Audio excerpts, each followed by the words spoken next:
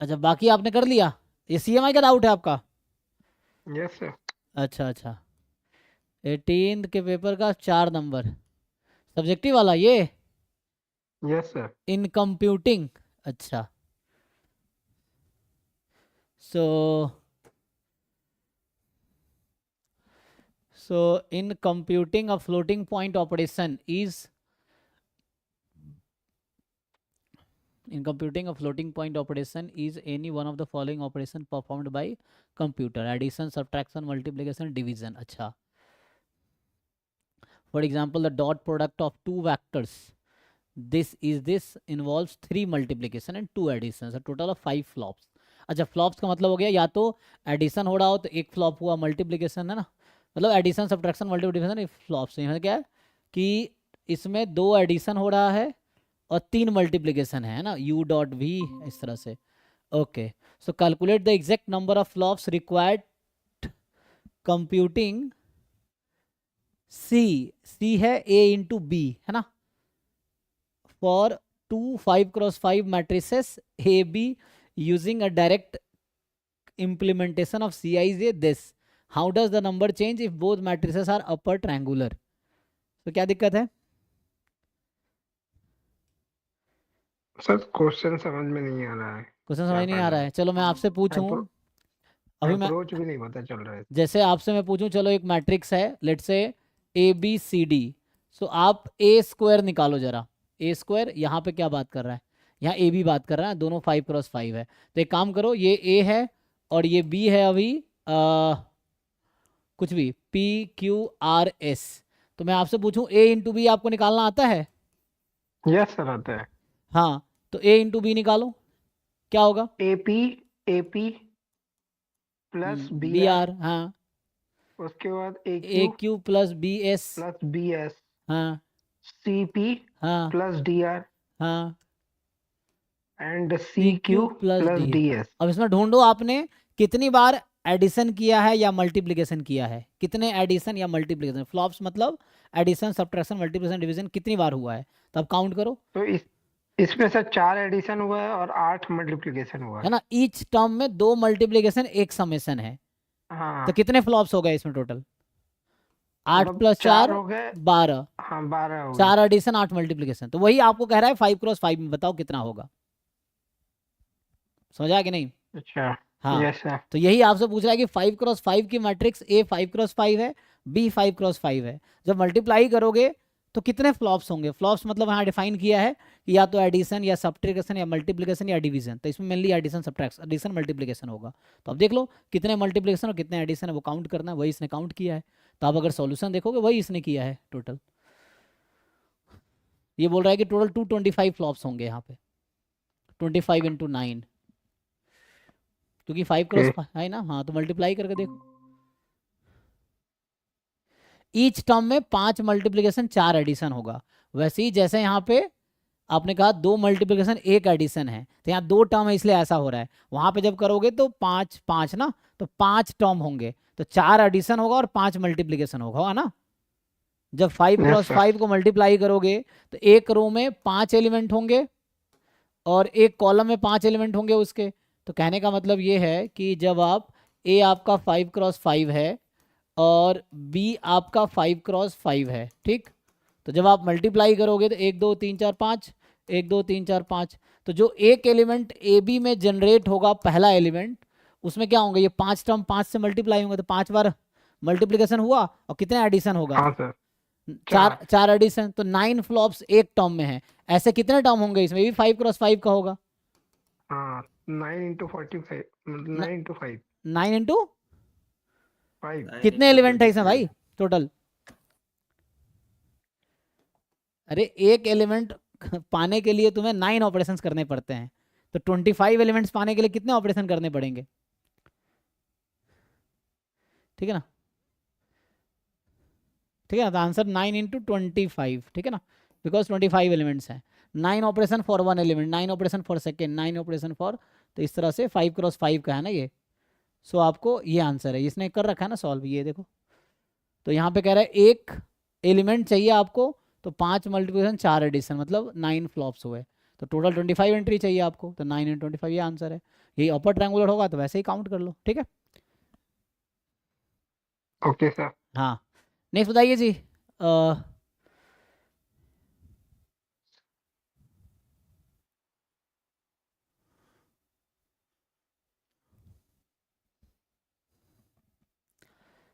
Solve करके आए हो सब लोग?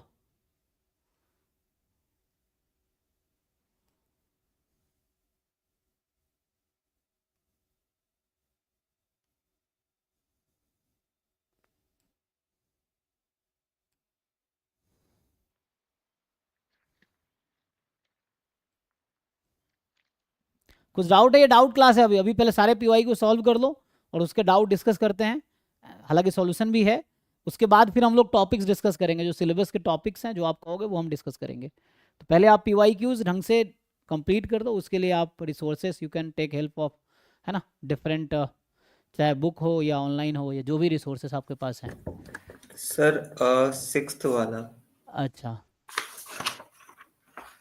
तो 6 किस ईयर का? 19 का? Yes sir 19। तो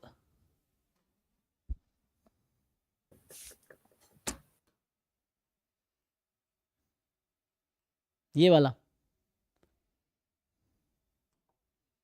ऑब्जेक्टिव ना, तो इसमें कह रहा है कि नहीं नहीं सर, हाँ ये नहीं, सब्जेक्टिव। सब्जेक्टिव।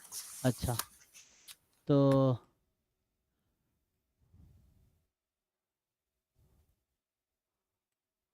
ये ओके। सर और जैसे ये क्वेश्चन है सब्जेक्टिव है ना, हम्म, तो हमें इनमें ये जैसे जस्टिफाई और आंसर तो पूरा ऐसे जो इंग्लिश अभी अपन ने देखा था ना, हाँ वो लिखना पड़ेगा इसके जैसे पहले उन्होंने वाला। जैसे उन्होंने हाँ, लिखा वो मॉडल आंसर है, तो आपको उसके अकॉर्डिंग लिखना पड़ेगा जैसे वो लोग लिखते हैं, बिल्कुल समझा के। जैसे अपन सर बेसिक मैथमेटिक्स करते थे वैसे सीधे कि वी नो दैट ये फॉर्मूला वगैरह ऐसे डायरेक्ट नहीं कर सकते, मतलब नहीं, एक्सप्लेन करेंगे तो सही रहेगा। हाँ बिल्कुल एक्सप्लेन करोगे ज़्यादा अच्छा है, क्योंकि वो आंसर पढ़ेंगे तो उनको समझ आना चाहिए कि आपको आता है, तो आप मतलब समझ पा रहे हो ना, समझा पा रहे हो, तो इसका मतलब आपको अप्रोच पता है और आप कॉन्सेप्ट आपको ठीक से आता है, तो वो एक्सप्लेन करना है, जो भी लॉजिक आप यूज़ कर रहे हो वो एक्सप्लेन करना है वहाँ पे।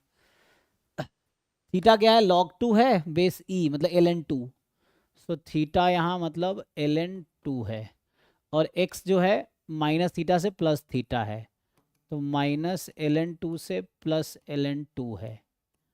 अच्छा, fx है e की पावर x अपॉन 1 + e की power x, compute alpha and beta. तो अल्फा है, fx की मैक्सिमम वैल्यू निकालनी है, तो ये डोमेन है आपके पास, ठीक है ना, domain is -ln2 to +ln2 close interval में। तो आपको alpha is the maximum value of this function, ये अल्फा क्या कहना चाह रहा है? Alpha is maximum value of this function, beta is minimum value of this function on this interval. तो आपको याद होगा एब्सोल्यूट मैक्सिमम एब्सोल्यूट मिनिमा कैसे कैलकुलेट करते हैं, है ना। तो क्या करेंगे आप इस फंक्शन में, अगर आपको मैं पूछूं f' निकालिए तो क्या आएगी? Can you find f'?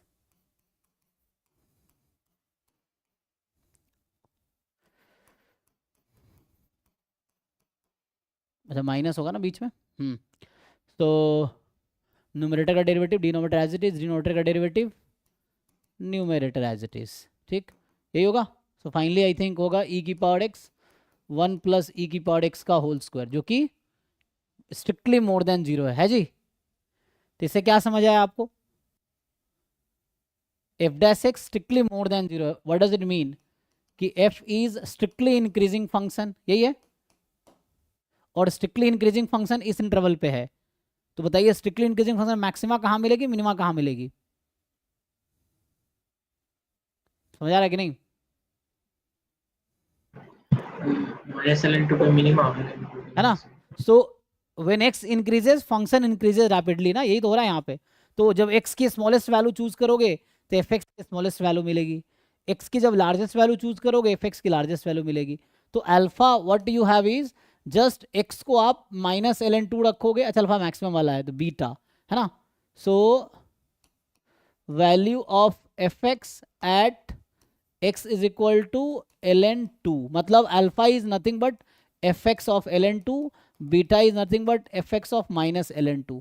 ये समझ पा रहे हैं? तो बताइए आप। ये क्लोज इंटरवल है, तो फंक्शन या तो क्रिटिकल पॉइंट पे मैक्सिमा होगी या एंड पॉइंट पे. There is no critical point in this function because F dash X will never be zero, it is strictly positive. तो जीरो तो हो नहीं सकता, तो एंड पॉइंट पे ही मैक्सिमा मिलेगा मुझे, और ये स्ट्रिक्टली इंक्रीजिंग है. सो सबसे छोटी एक्स की वैल्यू लेंगे तो फंक्शन की सबसे छोटी वैल्यू मिलेगी, एक्स की सबसे लार्जेस्ट वैल्यू लेंगे तो फंक्शन की लार्जेस्ट वैल्यू मिलेगी. तो फाइनली आपको ये समझ आया कि alpha is F of ln2 and beta is F of minus ln2. ये हो गया, ये रीजन है एक्सप्लेन करने का. पुट कर लेंगे ना, या पुट करके दिखाऊं? नहीं सर, हो हो जाएगा. जाएगा ना. ई की पावर ln2 2 हो जाएगा, तो ये आ जाएगा 2/1 + 2 मतलब 2/3. तो alpha is 2/3 and beta is यहाँ 1/2 1 + 1/2, तो 1/2 1 + 3/2 1/3 आई थिंक, है ना. सो बीटा इज 1/3 आएगा, कैलकुलेशन चेक कर लीजिएगा. ये भाई ये आएगा 2/3, ये है. ठीक है, तो अल्फा इज 2/3, बीटा इज 1/3. हालांकि सॉल्यूशन भी होगा तो देख लीजिए क्या है उसमें, है ना. ये चीज़ है, यही होगा.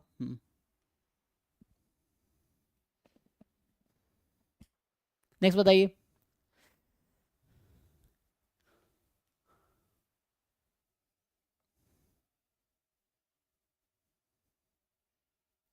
तो अभी मैंने आपको कहा था ना 2018 और 2019, क्योंकि ये विथ सॉल्यूशन और विथ आंसर की है तो आपके लिए इजी होगा सॉल्व करना. पहले खुद सॉल्व कीजिए, फिर इसका सॉल्यूशन या आंसर की देखिए. अगर कंप्लीट हो गया तो नेक्स्ट क्लास में 2020 वाला भी करके आना, 18 19 20,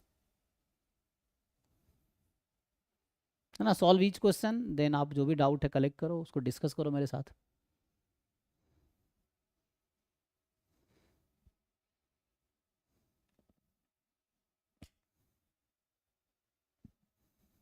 ठीक है जी, मुझे लग रहा था उस लोग सॉल्व करके नहीं आए, या फिर आप लोगों का सारा क्वेश्चन हो गया है. सो होपफुली सारे क्वेश्चन हो गए होंगे, क्योंकि सर वो हाई स्कूल मैथमेटिक्स के जो टॉपिक्स है ना, हाँ, उसमें दिक्कत आ रही है सर. कहाँ दिक्कत आ रही है बताइए, किस टॉपिक में दिक्कत आ रही है, वो मैं डिस्कस कर सकता हूँ. जैसे सर एक 10th वाला क्वेश्चन है.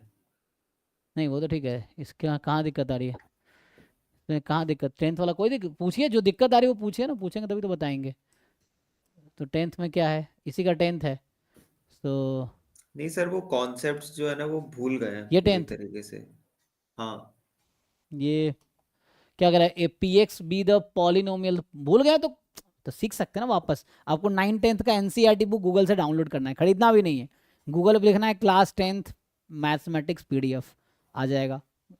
Class 9th NCERT PDF mathematics so PDF आ उसमें क्या जाएगा. करें, मतलब एग्जांपल्स लगा लें या हाँ, एक्सरसाइजेस लगा सिलेबस लें? पढ़िए, जो टॉपिक सिलेबस में लिखा है सीएमआई के, वो हम्म. चैप्टर खोलिए, एक एक लाइन पढ़िए, आपको थोड़ा कॉन्सेप्ट समझ आएगा.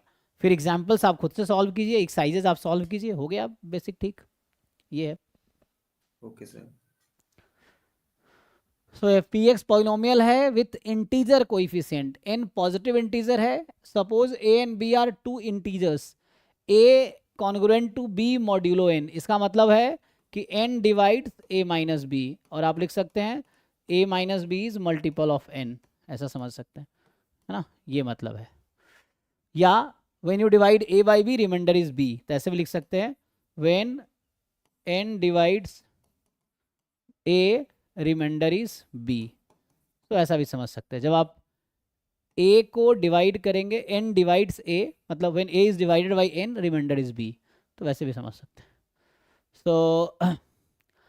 so then is it true that PA is congruent to PB mod n? Just example लेके आप कर सकते हैं. फिर से वही चीज़ है कि जब मैं P ऑफ A मतलब पॉलिनोमियल, जैसे जस्टिफाई करने के लिए मैं एग्जांपल ले लेता हूँ.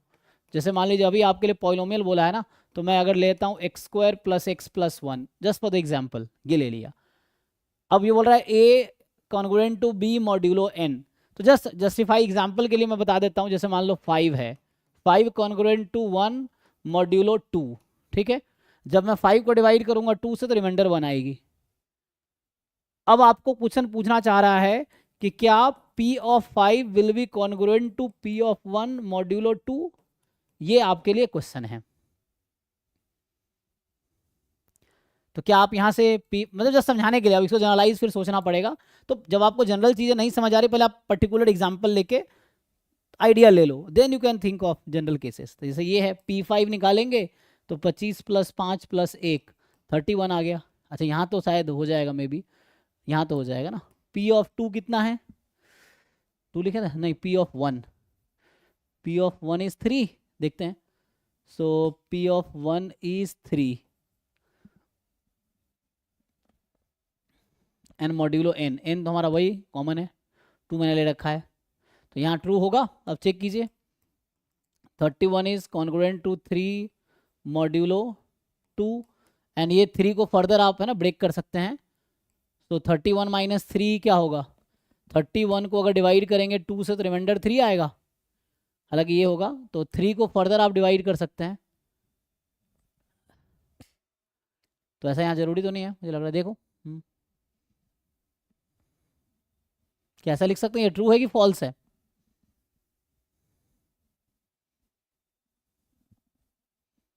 तो आई थिंक इसको फर्दर सॉल्व करेंगे ना, 3 को डिवाइड करेंगे 2 से तो रिमाइंडर 1 आ जाएगा, यही ना।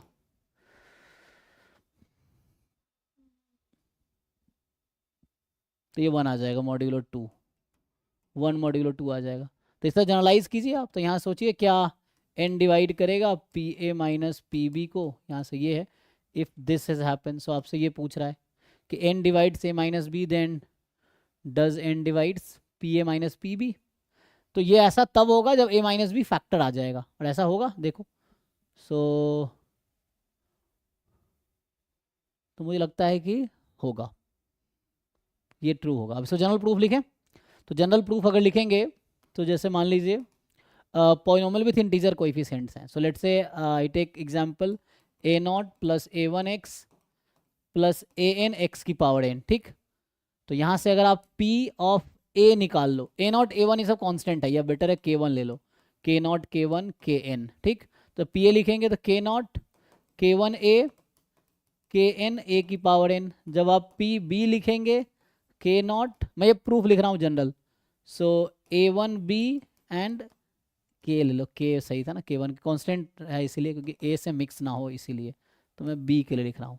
अब आप खुद सोचिए, हमें बता रखा है इन्होंने कि a जो है ना, ये बता रखा है कि n डिवाइड्स a - b, ये बता रखा है कि n डिवाइड करता है a - b, या a - b is a multiple of n, ये बता रखा है। तो क्वेश्चन है क्या n डिवाइड्स PA - PB, ये आपसे पूछा जा रहा है कि will n also divide PA - PB। तो यहाँ से आप निकालिए PA - PB।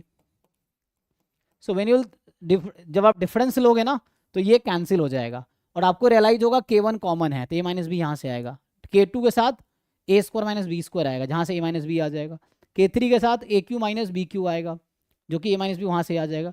तो इसको आप लिख पाओगे a - b time some g of the some function of a b, तो a - b कॉमन आएगा।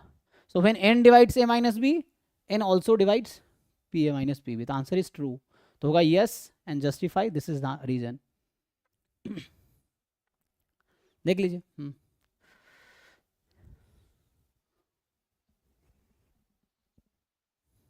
ठीक है जी, तो ये प्रूफ हो गया। तो पहले आप एग्जांपल लेके जस्टिफाई कर लो, देन प्रूफ कर लो। सो a - b is a factor in this, and that's why this will happen. Sir 9 number.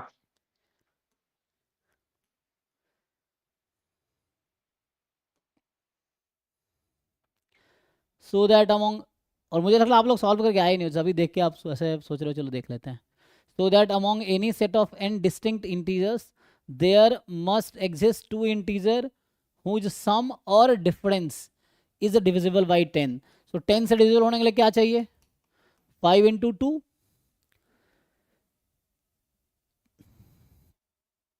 मतलब वो 5 से डिविजिबल होने चाहिए और 2 से डिविजिबल होने चाहिए। तो so that among any set of distinct integers, any set of 7 distinct integers, तो ये पिजन होल प्रिंसिपल से सॉल्व होगा। पिजन होल प्रिंसिपल क्या कहता है, स्टेटमेंट ढूंढो।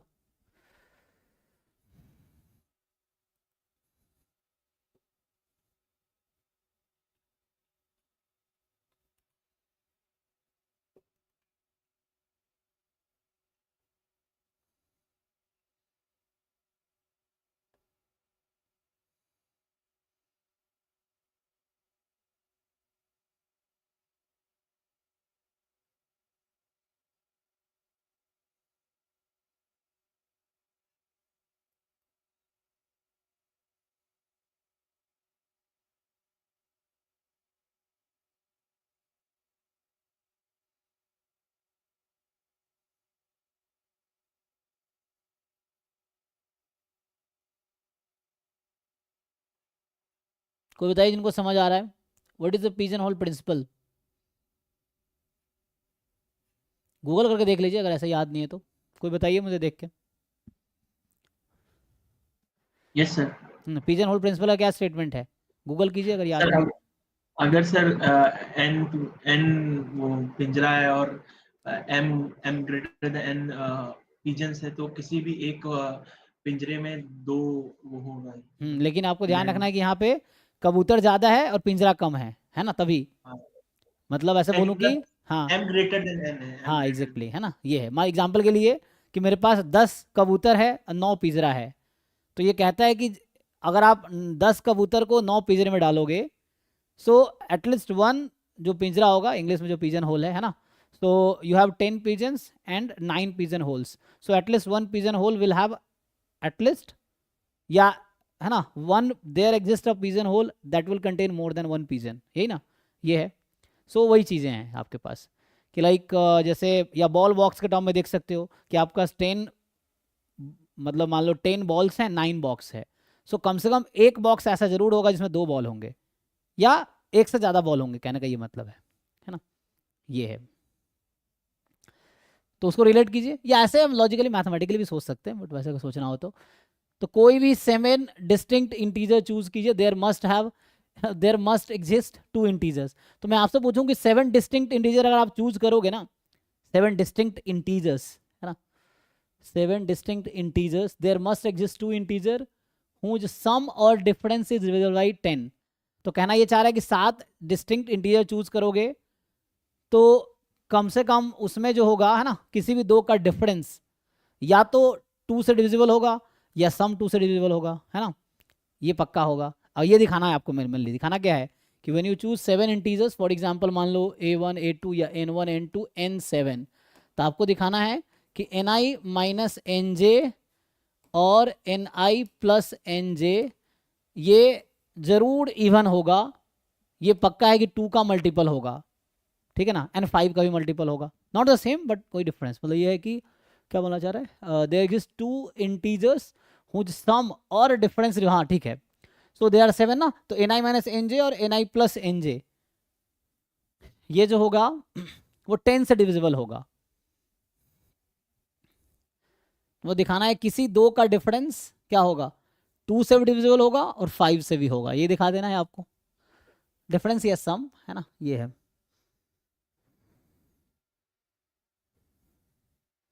एग्जाम्पल के लिए एक्सपेरिमेंट करें, जैसे अभी एक्सपेरिमेंट करोगे आप, तो मान लो अभी के लिए 1 2 3 4 5 6 7 ये ले लिया मैंने अभी के लिए,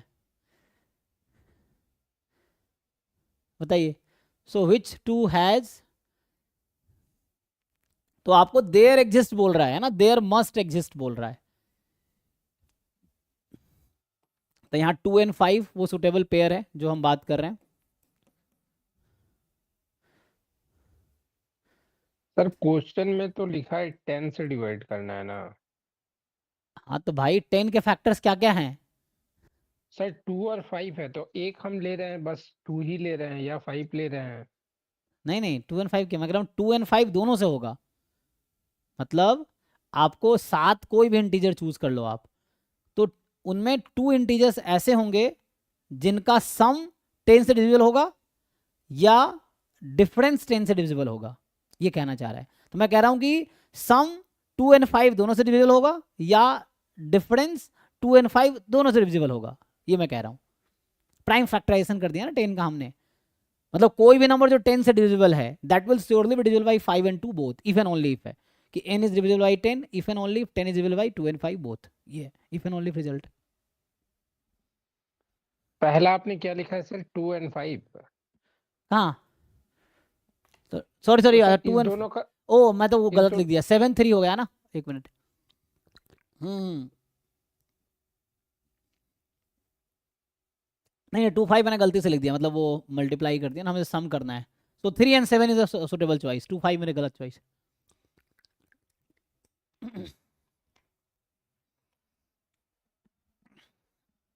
ये गलत है, मतलब ये सही है, मतलब एटलीस्ट 1 था ना मतलब एक पेयर ऐसा जरूर होगा 3 7 2 5 इज द गलत है ना, वो गलत ले लिया मैंने क्योंकि सम तो इसका 7 है और डिफरेंस इसका 3 है, तो नहीं होगा, मतलब ये 3 7 is the suitable choice here. 3 + 7 10 है ना, ऐसा है। अच्छा 3 7 हटाया, कुछ और रख के देखो। अब 3 7 हटाओ और कुछ और रख के देखो इसमें, तब भी आपको ये रूल जो लाओगे कहीं ना कहीं फिट बैठ जाएगा, होगा, देख लो। तो उसकी क्या वजह है, आप सोचो अब इसकी वजह क्या है। 7 में ऐसी क्या खासियत है?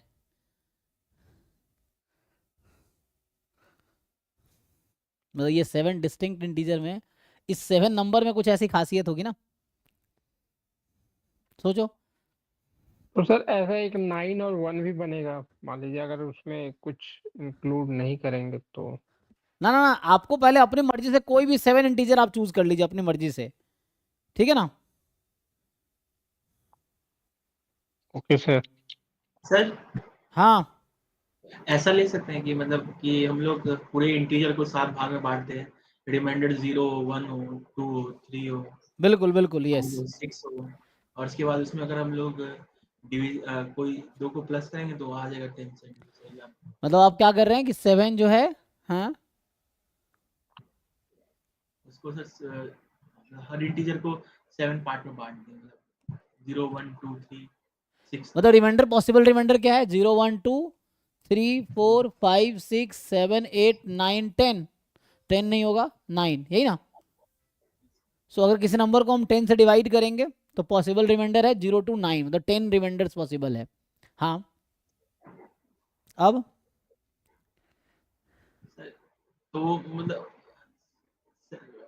7 मतलब हम सर कह रहे थे 7 डिस्टिंक्ट इंटीजर को 7 पार्ट में बांट दें रिमाइंडर को, ओके। मतलब कि 0 6 तक, और उसके बाद वो पार्ट को लिखेंगे तो उसमें से कोई मतलब हम लोग ये अगर प्रूफ करते कि कोई 2 को प्लस करते हैं, कोई 2 और वो 10 से डिवीजन हो जाता है, हाँ मतलब जैसे हम इसको लिख सकते हैं ना 2r 2r 2r + 1 2r + 2, ऐसे करके, या r मतलब वैसे करके हम लोग बांट सकते हैं, या 7r 7r 7r + 1 7r + 2 और 7r + 6 तक जाएगा सर। हाँ हाँ, और अगर 7 और बोल रहा है कि कोई हमेशा एक हम लोग का ऐसा नंबर होगा जो डिविजिबल बाय 10 होगा, तो हम लोग ऐसा हाँ। करके प्रूव करने की कोशिश कर सकते हैं कि सम ले लेंगे एक और माइ और डिफरेंस ले।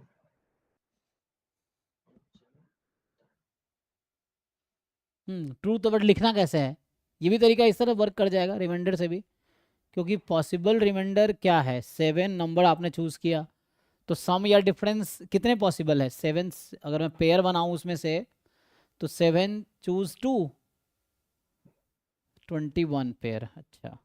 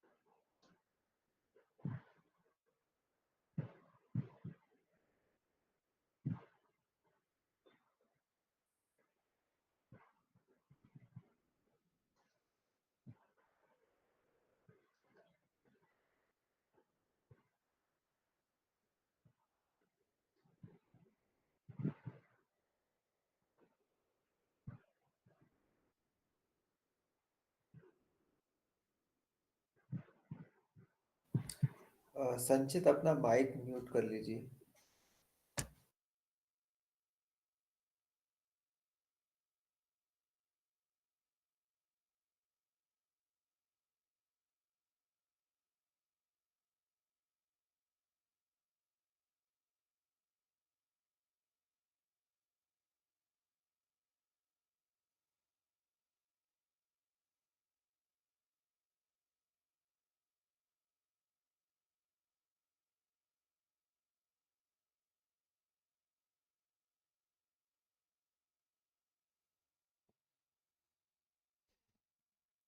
कैसे लिखो प्रूफ भाई, कोई बताओ।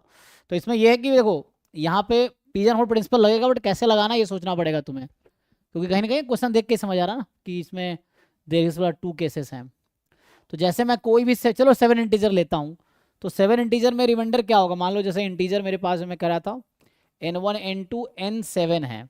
Now you will divide each by 10 मान लो, तो पॉसिबल रिमाइंडर क्या होगा, पॉसिबल रिमाइंडर जो होगा आपके पास वो क्या होगा 0 1 2 3 4 5 6 7 8 9 10, सॉरी फिर 10 लिख दिया, 9, ठीक है।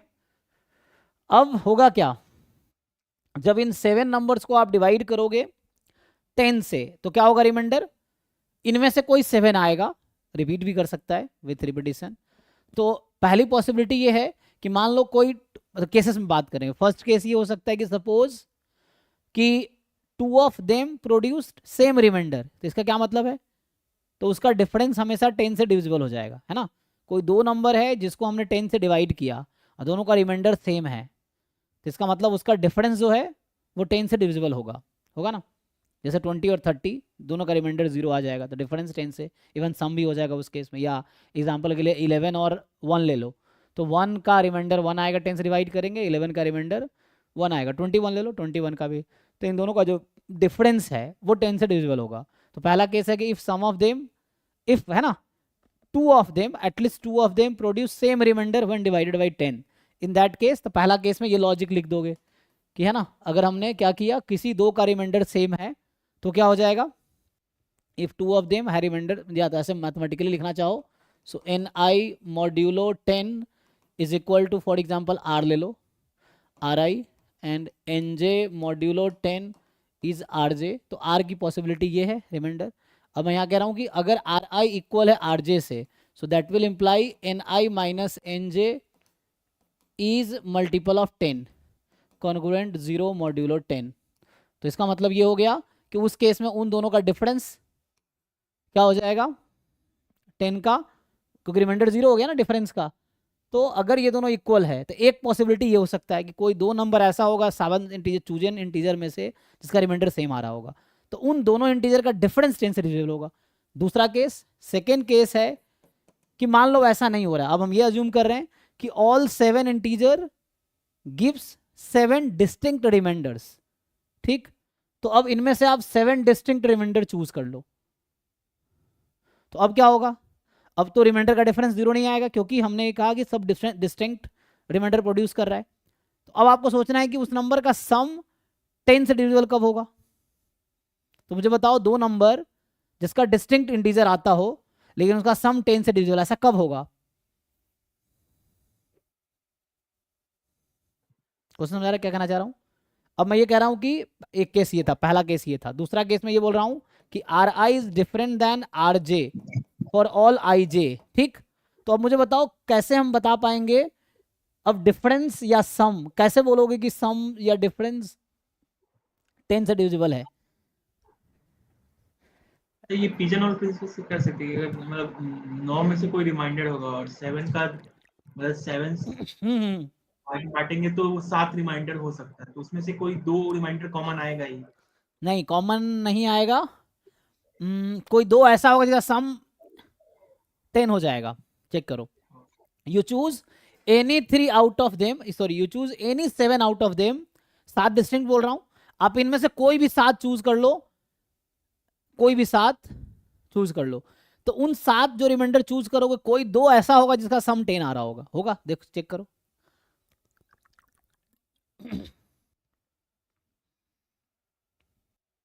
You choose any 7 among this, at least 2 of them will have, मतलब कोई 2 ऐसा मिलेगा मुझे उसमें से जिसका सम 10 का मल्टीपल होगा, मतलब 10 होगा एग्जैक्टली।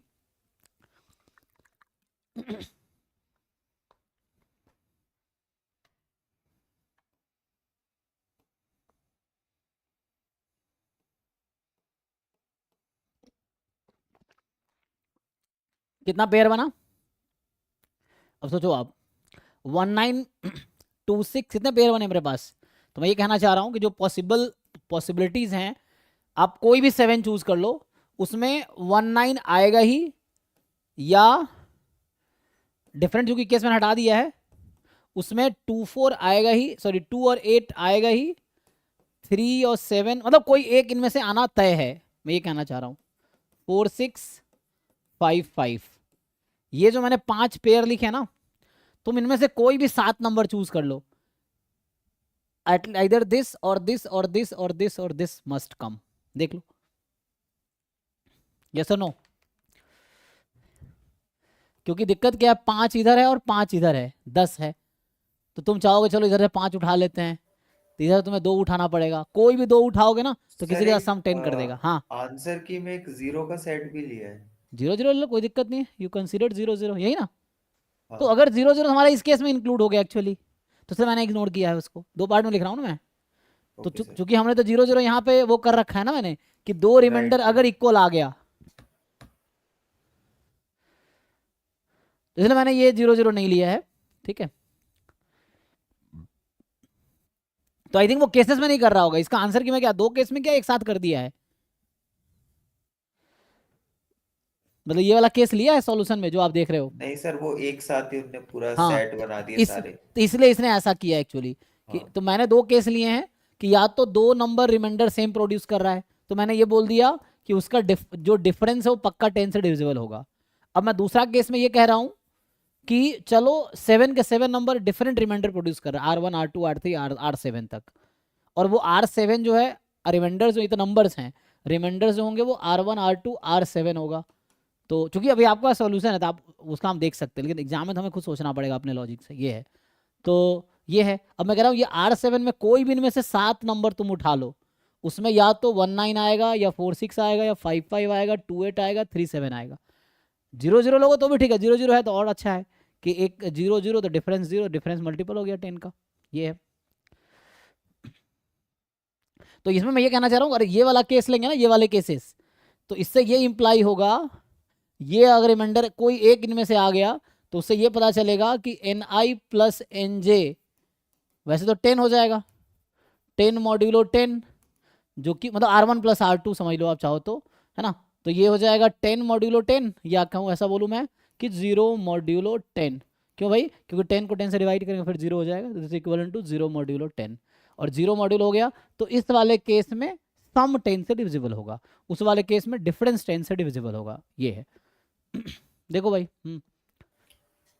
सर इसको क्या बोलते हैं, ये जो मतलब, ये पिजन होल प्रिंसिपल यहाँ यूज हुआ है, यहाँ पे नहीं नहीं पिजन सर, होल, हाँ, ये जो 10th वाले क्वेश्चन में लिखा है ना नीचे सेकंड लाइन में, A equals to B mod congruent, n। इसका नाम है कॉन्ग्रुएंट सर मॉड्यूलो। इसको एक बार और एक्सप्लेन कर दीजिए, मतलब ये क्या है, पूरा कुछ नहीं है, जो मॉड्यूल है। ए कॉन्ग्रुएंट, अरे भाई तुम ये बताओ, मैं बोल रहा हूँ चलो तुम 12 को डिवाइड करो 3 से तो कितना आएगा? 4। तो ये 12 इज कॉन्ग्रुएंट टू 4, एक मिनट, 4 कैसे 3 से डिवाइड कर रहे हैं ना, तो मल्टीपल 0 आएगा। रिमाइंडर, रिमाइंडर नहीं, आप क्वोशेंट रिमाइंडर, बता रहे हो, आप रिमाइंडर पूछ रहे हो, okay remainder. Okay, yes, so when you divide 12 by 3, what is the remainder? Okay. So आप ऐसे समझो ना, जैसे मान लो हम बचपन में डिवीजन करते थे कि मान लो मैं n से डिवाइड कर रहा हूँ किसी नंबर q को, ठीक नहीं, q नहीं, यहाँ पे क्या लेते थे हम लोग, डिविडेंट, ये क्या है कोसेंट, यहाँ q है, यहाँ रिमाइंडर r है, इसको क्या डिवाइजर बोलते थे? चलो d बोल देता हूँ, नहीं डिवाइजर तो n है, इसको क्या बोलते थे आप लोग? डिविडेंट, डिविडेंट ना। तो मान लो x है फॉर एग्जाम्पल, चलो सो x को हमने डिवाइड किया n से तो कोसेंट q आया, रिमाइंडर r आया। तो इसी चीज़ को हम लोग ऐसा लिखते हैं कि when you divide x by n तो यू गेट रिमाइंडर r, ये है। So okay sir, x is congruent to r modulo n, या कई ये जगह सर ये कई, लोग सॉल्यूशंस में बहुत यूज करते हैं ये हाँ वाला। कई जगह लोग ऐसे भी लिखते हैं, ये भी सेम ही चीज़ है, ये और ये लिखना सेम ही है, कुछ जगह ऐसा लिखा रहता है x modulo n is r, या x is congruent to r modulo n, congruent या इक्विवेलेंट या इक्वल, है ना, वैसा है।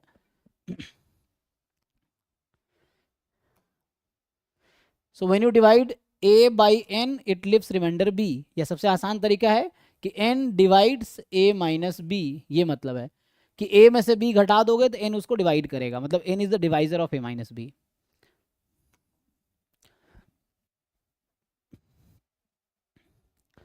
ठीक है जी, तो अभी के लिए ठीक है, अभी डाउट क्लास में स्टार्ट करता हूँ, तो आप लोग क्या करो, सो अभी के लिए 2018, 2019, 2020 ये करके आओ, कल इसका डिस्कशन होगा डाउट। ठीक है, ये तीनों पेपर करके आओ। जो लोग पीछे चल रहे हैं वो लोग एटलीस्ट। ठीक है, बाकी सॉल्यूशन है, you take help and then discuss अगर समझ नहीं आया तो। ठीक है जी, थैंक यू। हाँ